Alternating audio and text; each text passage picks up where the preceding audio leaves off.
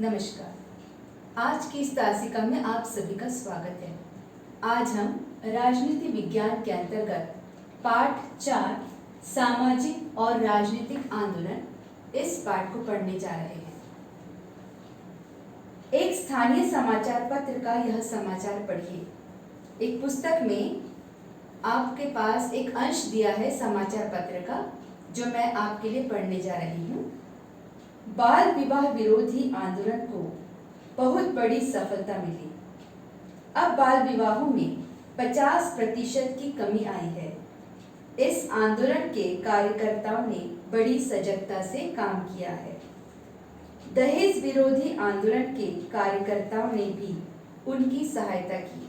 यहाँ पर स्पष्ट रूप से बताया गया है कि जो बाल विवाह आंदोलन करने वाले जो लोग थे, जो कार्यकर्ता थे, उनकी मदद के लिए दहेज विरोधी आंदोलन करने वाले कार्यकर्ता भी शामिल हुए हैं। अब इसी क्षेत्र में कुपोषण विरोधी अभियान शुरू करना आवश्यक है, क्योंकि निर्धनता और कुपोषण ये अधिक ध्यान देने योग्य समस्याएं हैं। इस अंश में आपने देखा होगा बच्चों की अलग अलग समस्याएं हैं। यहाँ पर पहली है बाल विवाह समस्या, दूसरी है दहेज विरोधी समस्या, उसके बाद है निर्धनता और चौथा है कुपोषण।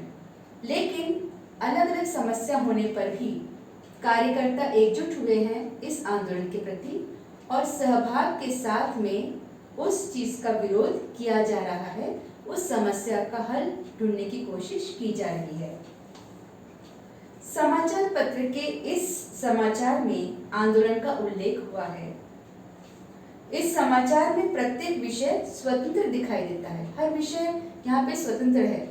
बाल विवाह स्वतंत्र है, एक टॉपिक अलग है, ये दहेज प्रथा अलग है, इसमें निर्धनता अलग है और कुपोषण अलग है। चारों की समस्या अलग अलग है। अगला प्रश्न इसमें किया गया है कि क्या आपको ऐसा लगता है कि आंदोलन के परस्पर एक दूसरे को सहयोग करने से वे प्रभावी एवं सफल होंगी? अर्थात समाज की समस्याएं अलग अलग हो सकती है, लेकिन उसमें लोगों का सहभाग आवश्यक है और इसी सहभाग के कारण ही जो समस्याएं हैं उनका निवारण हो सकता है।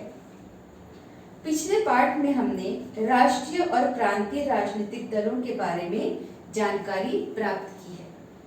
राजनीतिक दल सत्ता की प्रतिद्वंद्विता में रहते हैं और चुनाव में सफलता प्राप्त करके वे सामान्य लोगों के प्रश्नों को हल करने की कोशिश करते हैं। यहाँ पर बात की है राजनीतिक दल। ये जो है लोगों का जो प्रश्न है, उनकी जो समस्याएं हैं, उनका हल ढूंढते हैं। उस समस्या को निवारण करने की, उसे हल करने की वे कोशिश करते हैं।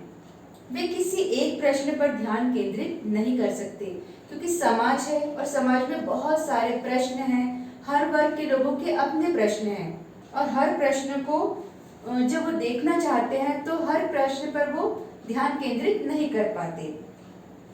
सार्वजनिक स्वच्छता से लेकर अंतरिक्ष अनुसंधान तक के सभी विषयों पर राष्ट्रीय भूमिका को ध्यान में रखकर निर्णय लेना पड़ता है। यहाँ पे जो राजनीतिक दल है, सिर्फ एक ही वर्ग के साथ में अगर वो जुट जाए, एक ही वर्ग की समस्या का हल वो करने शुरू कर दे अगर, तो बाकी लोगों का क्या होगा? बाकी जो समस्याएं हैं, जो और लोगों की समस्याएं हैं, उनका निवारण कैसे हो पाएगा? और इसीलिए उनको हर समस्या को देखना पड़ता है, उनकी भूमिका को ध्यान से देखना पड़ता है, उनको ध्यान देना पड़ता है, समझना पड़ता है और सही निर्णय लेने की उनको कोशिश करनी पड़ती है। समाज के सभी वर्गों की समस्याओं के लिए राजनीतिक दलों के पास विशिष्ट कार्यक्रम होना आवश्यक है। यहाँ कहा है कि राजनीतिक दल जो है, उनका जो कार्य है कि समाज के प्रत्येक वर्ग के लिए उनके पास एक कार्यक्रम होना चाहिए। जैसे पहला है किसान जो अलग अलग वर्ग है, भिन्न वर्गों की समस्या।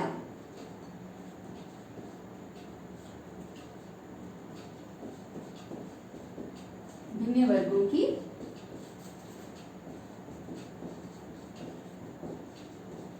समस्या, उसमें मान लो पहला है किसान वर्ग।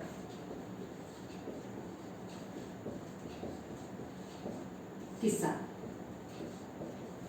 उसके बाद है श्रमिक,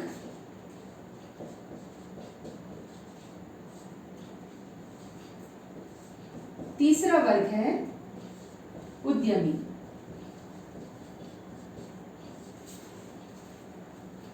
चौथा वर्ग है महिला, पांचवा वर्ग है युवा वर्ग और छठवा है वरिष्ठ। कहा गया है कि जो सामाजिक समाज है इन लोगों से बना है, सारे वर्ग के लोग यहाँ पर उपस्थित है और जो राजनीतिक दल है उनको इन सारे लोगों की समस्या का निवारण करना है। किसी एक समस्या पर वो केंद्रित नहीं रह सकते।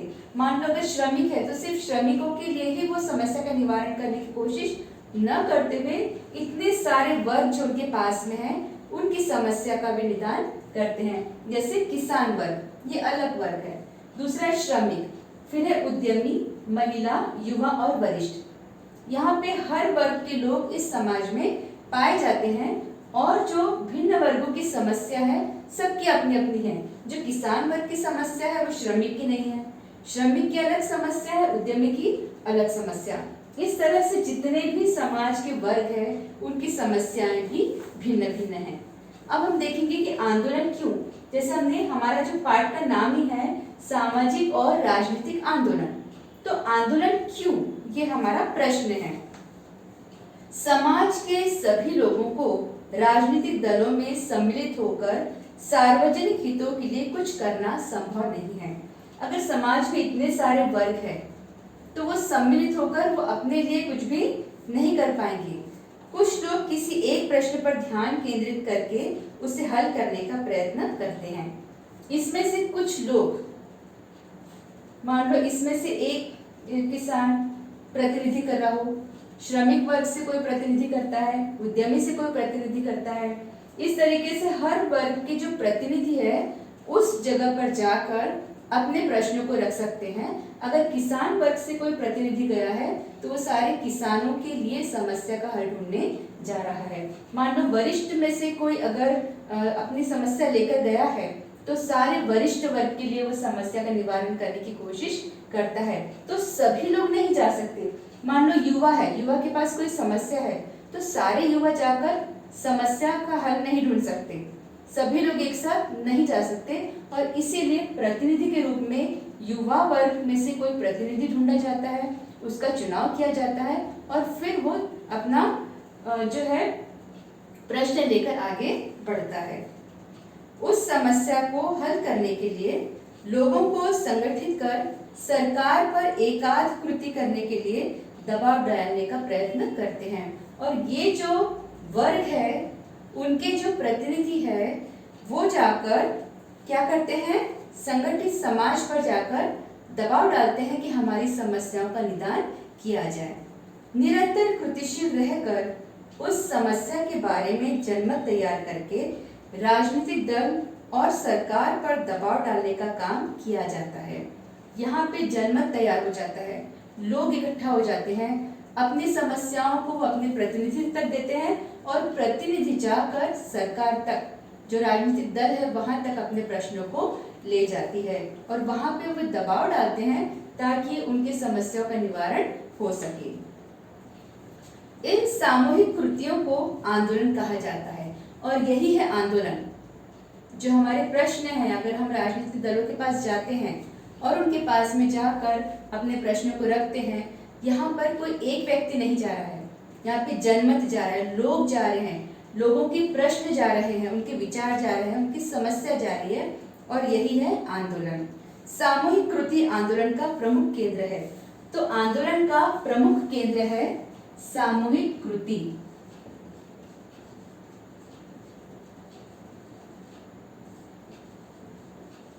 सामूहिक कृति। लोकतंत्र में आंदोलन का बड़ा महत्व होता है। आंदोलन के माध्यम से कई सार्वजनिक प्रश्न चर्चा में आते हैं। अगर आंदोलन नहीं होगा तो जो प्रश्न है वो भी तैयार नहीं होंगे और जो प्रश्न है उसका जो समाधान है वो आंदोलन के जरिए सुझाव उनका दिया जाता है और वहां पे उस समस्या को सुलझाया जाता है। सरकार को भी इन प्रश्नों पर गंभीरता से सोचना पड़ता है। सरकार भी तब सजग हो जाती है कि समाज में किस प्रकार की समस्या है, क्योंकि जब तक लोग आगे नहीं आएंगे तब तक समस्याओं का पता नहीं चलेगा, और जब समस्या का पता चलता है तो सरकार भी सजग हो जाती है, उस विषय पे सोचने के लिए वो तैयार हो जाती है। उसलिए वो क्या करती है, जो उनकी समस्या है उस पर विचार विमर्श करती है, सोच विचार करती है और कोशिश करती है कि किस तरीके से इस समस्या का हल खोजा जाए।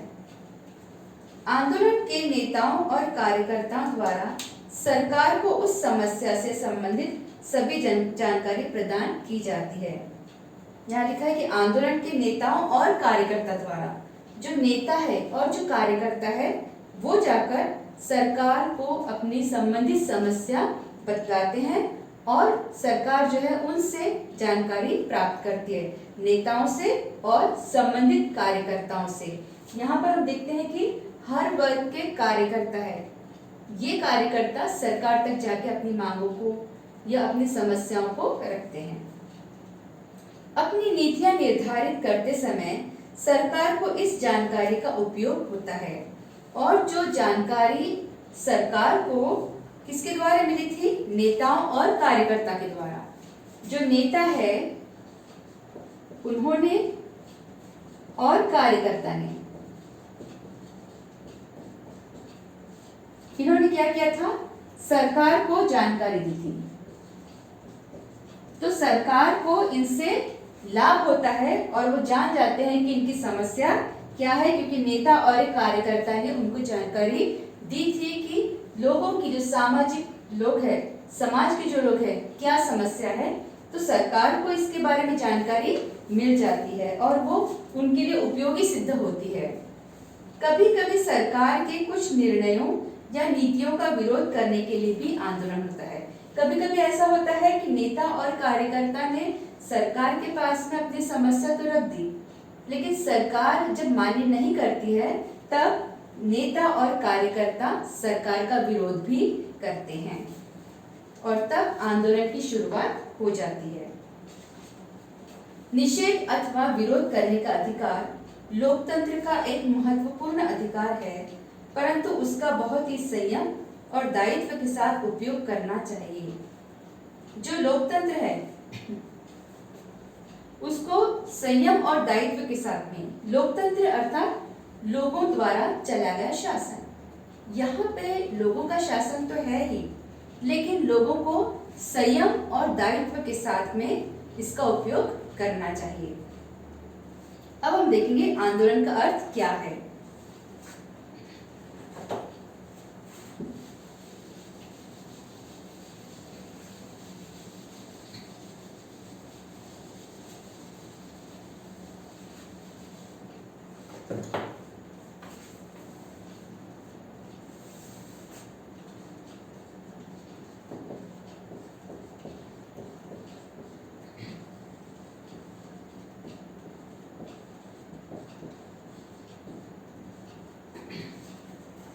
आंदोलन का अर्थ, आंदोलन एक सामूहिक कृति है।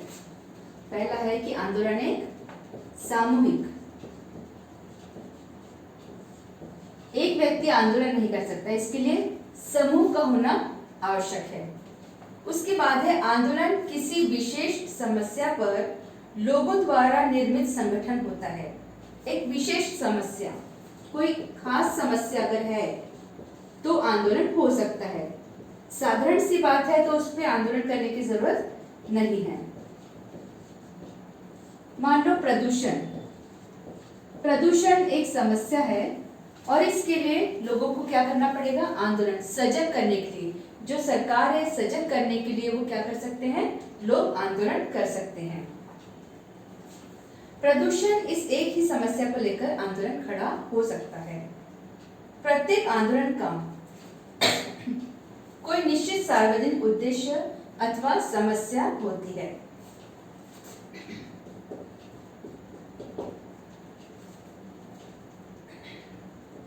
एक उद्देश्य हो सकता है या कोई समस्या। अगर आंदोलन करना है तो किसी उद्देश्य से किया जाना चाहिए, या कोई समस्या है तो आंदोलन होता है। जैसे भ्रष्टाचार विरोधी आंदोलन का प्रमुख उद्देश्य भ्रष्टाचार को नष्ट करना। मान लो एक समस्या है भ्रष्टाचार, अगर उसको खत्म करना है तो उसके लिए आंदोलन की आवश्यकता होती है। आंदोलन का नेतृत्व होता है। नेतृत्व के कारण आंदोलन क्रियाशील होता है। नेतृत्व आंदोलन करने के लिए एक नेतृत्व की आवश्यकता होती है, और जब नेतृत्व किसी के द्वारा होता है तभी आंदोलन क्रियाशील हो सकता है। अगर नेतृत्व सही ढंग से नहीं होगा तो सही तरीके से आंदोलन भी नहीं होगा और समस्या का निवारण भी नहीं होगा। आंदोलन का उद्देश्य, कार्यक्रम और आंदोलनात्मक नीति के संदर्भ में निर्णय लिए जाते हैं। यदि आंदोलन का नेतृत्व दृढ़ हो तो आंदोलन परिणामकारक होता है।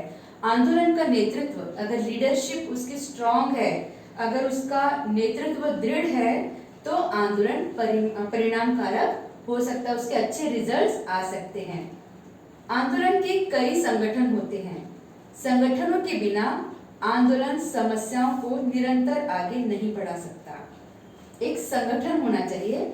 अगर लोगों का संगठन है तो आंदोलन धीरे धीरे आगे बढ़ रहा है, लेकिन लोगों में अगर फूट पड़ जाती है या लोगों के आपस में मत एक जैसे नहीं होते या उनमें सामंजस्य नहीं होता है तो आंदोलन आगे नहीं बढ़ पाएगा। जैसे किसानों के आंदोलन के लिए किसान संगठन काम करता है, संगठन बनाए जाते हैं। अगर किसान संगठन है तो आंदोलन आगे बढ़ेगा, क्योंकि वह संगठन किसानों के लिए काम करता है, उनकी समस्याओं को वो लेकर जाता है।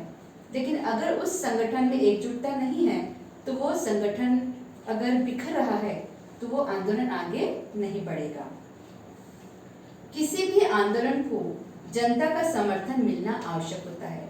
अगर आंदोलन किया गया है तो सबसे पहली बात है कि जनता का ही समर्थन उसमें लगेगा। जनता अगर साथ आएगी तो आंदोलन आगे बढ़ेगा। अगर जनता साथ नहीं है तो आंदोलन वहीं पर रुक सकता है या फिर किसी प्रकार की समस्या का हल वहां पर नहीं देखा जा सकता।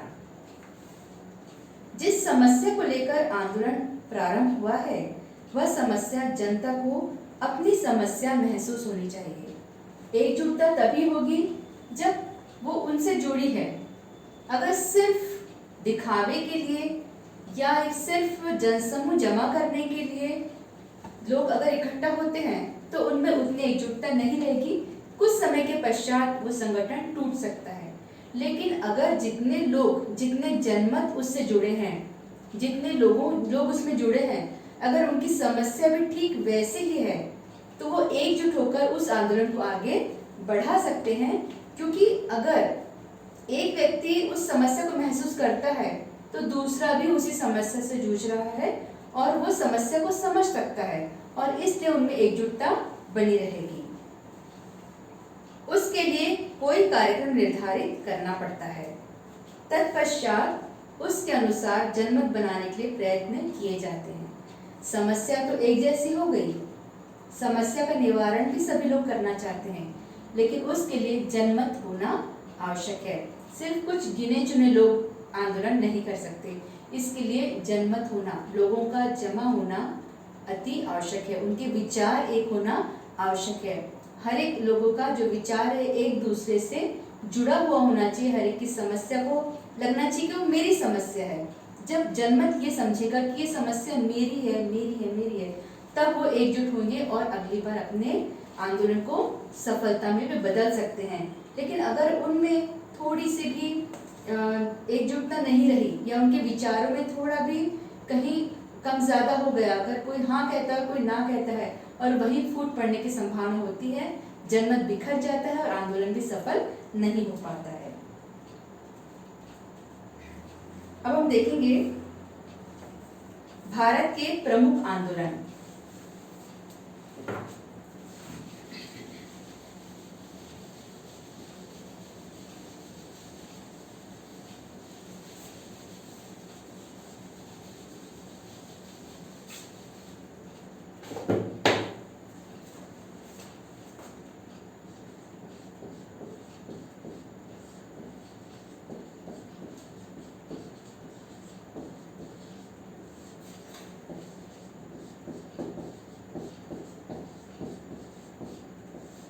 भारत के प्रमुख आंदोलन। इसमें पहला है आदिवासी आंदोलन।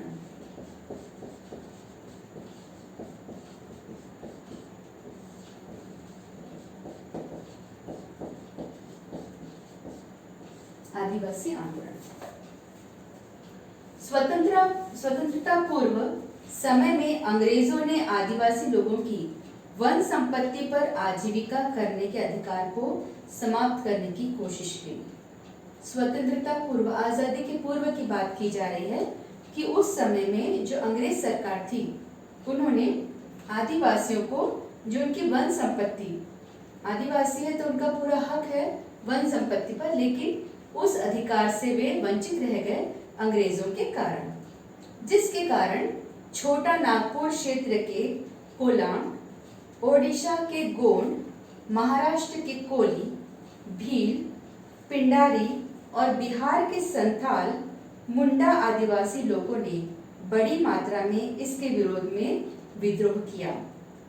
यहाँ पर हम देखते हैं कि कई जो आदिवासी है उन्होंने इस बात का विरोध किया, एकजुट हुए और उन्होंने ये जान लिया कि जो वन संपत्ति है वो आदिवासियों की है, और जब उनको ये अधिकार प्राप्त नहीं हुआ तो इन्होंने इसके विरोध में विद्रोह किया। तब से आदिवासियों का संघर्ष जारी है। भारत में आदिवासियों की कई समस्याएं हैं। उनमें सबसे प्रमुख समस्या उनका जंगलों पर जो अधिकार है उसे नकारा जाना है। जो आदिवासी है वे पहले से कहते हैं कि जंगलों पर हमारा अधिकार है, वन संपत्ति हमारी है, लेकिन जब उन्हें ये प्राप्त नहीं होता है तो इन्होंने आंदोलन किया है। आदिवासी आंदोलन की प्रमुख मांग आदिवासियों का वनों पर अधिकार स्वीकार किया जाना है। आदिवासी चाहते हैं कि वनों पर उनका अधिकार हो, वनों के उत्पादों को इकट्ठा करने और वन भूमि पर वृक्षों को लगाने का अधिकार उन्हें मिले। वो कहते हैं कि जो वन भूमि है, जो जंगल की भूमि है वो आदिवासियों की है और वहां पर वृक्ष लगाने का अधिकार भी आदिवासियों का ही है। इस अधिकार को आदिवासी चाहते हैं और जब नहीं मिला तो इन्होंने आंदोलन किया। अब दूसरा है भारत का किसान आंदोलन।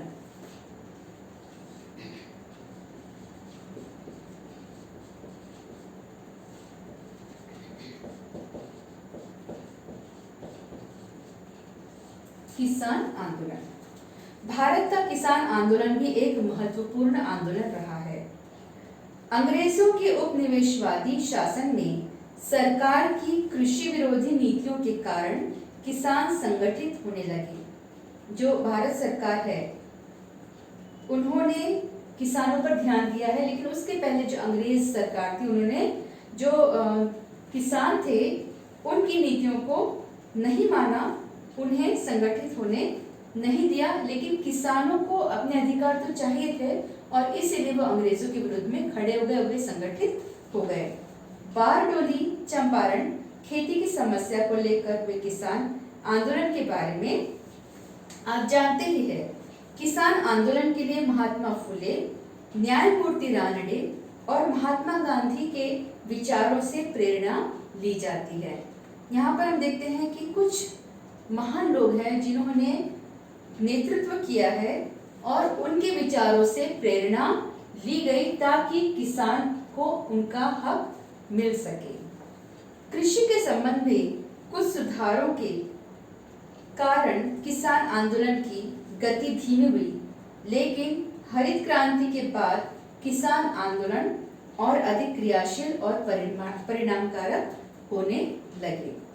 खेती का उत्पादन बढ़ाने के लिए और देश को अनाज के मामले में आत्मनिर्भर बनाने हेतु हरित क्रांति की गई। जो किसान हैं उन्होंने क्या किया, खेती का उत्पादन बढ़ाया और सिर्फ अपने लिए नहीं लेकिन पूरे देश के लिए उन्होंने ये सोचा कि हमारा देश अनाज के मामले में आत्मनिर्भर रहे, मतलब हम हमारे देश को किसी और देश से अनाज मांगने की जरूरत न पड़े। इतना आत्मनिर्भर जो हमारे किसान हैं वो हमारे देश को बनाना चाहते हैं और इसलिए हरित क्रांति की गई। परंतु उसका निर्धन किसानों को कोई लाभ नहीं हुआ। उन्होंने तो ये चाहा, लेकिन किसान जो निर्धन थे उन्होंने देश के लिए चाहा, लेकिन उनका खुद का लाभ इसमें कुछ भी नहीं हुआ। किसानों में निर्धन और संपन्न किसान ऐसे दो वर्ग बन गए। अब किसान ही है, लेकिन इनमें दो वर्ग बन गया है।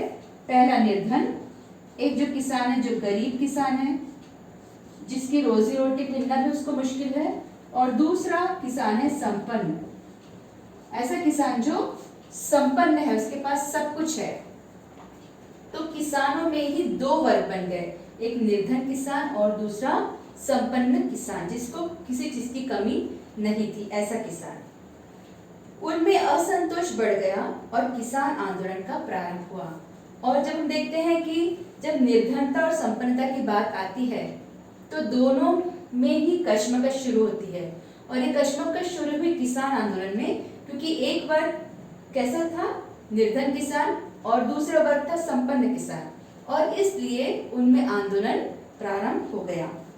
कृषि उपज को सही दाम मिले, खेती को उद्योग का दर्जा मिले, स्वामीनाथन आयोग द्वारा की गई सिफारिशों को स्वीकारा जाए, कर्ज माफी, ऋण मुक्ति और राष्ट्रीय कृषि संबंधी नीति आदि किसान संगठनों की प्रमुख मांगे हैं। किसान जो है अपनी मांगों को लेकर भी आए हैं, और वो चाहते हैं कि उनको कर्ज माफी मिल जाए और ऋण मुक्ति मिल जाए, किसी प्रकार का जो कर्ज है वो उनका माफ किया जाए और उनको ऋण मुक्त किया जाए। ऐसी नीतियों को लेकर, ऐसी मांगों को लेकर किसान आते हैं और अपनी प्रमुख मांगों को रखते हैं।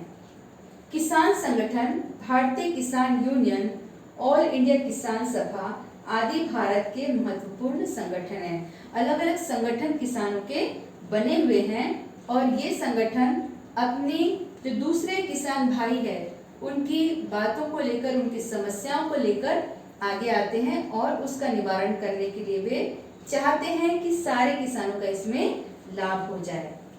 तो बच्चों, आज की तासिका में बस इतना ही। इसका अगला भाग हम अगली तासिका में देखेंगे। धन्यवाद।